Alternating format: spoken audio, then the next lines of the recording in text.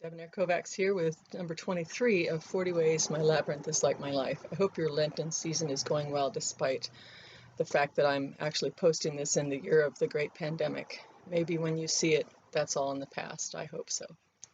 This is number 23. Animals love it.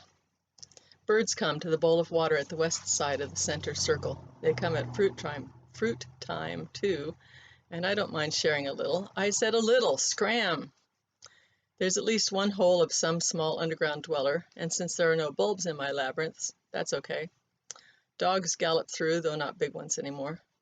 A fun way to practice leash training and teach dogs to respond immediately to your changes in direction is to walk the whole path with them.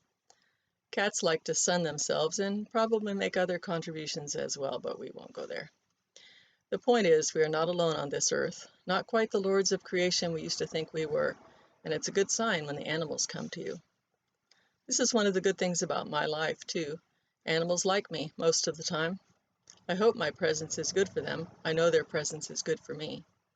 They remind me of important things like play and exercise. They calm me when I need it.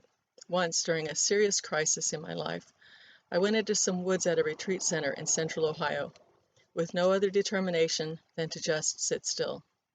That's harder than it sounds, particularly when you're in soul turmoil. But after some effort and some prayer and some calming and some recalming, I succeeded. I sat, and my breathing slowed. A Carolina wren bustled busily about in some nearby underbrush, not worried about my presence. Then I caught slight movement out of the corner of my right eye. I turned my head slowly, so as not to startle the bird or start myself up again. A spider was using my shoulder as a hitching point for her new web. That was when I knew that not only my body, but my heart was quiet and still. I often think when I'm headed into the woods of the words in the Sidney Lanier poem, "Into the Woods My Master Went." I have never yet reached the full submission of the last stanza, and honestly, I hope I won't have to.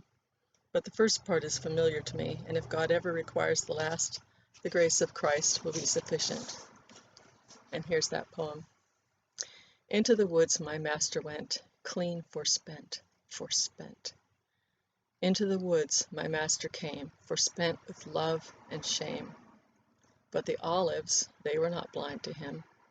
The little gray leaves were kind to him.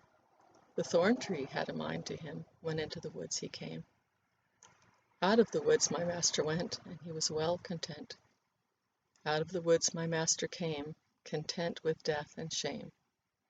When death and shame would woo him last, from under the trees they drew him last. 'Twas on a tree they slew him last, when out of the woods he came. By Sidney Lanier. See you next time.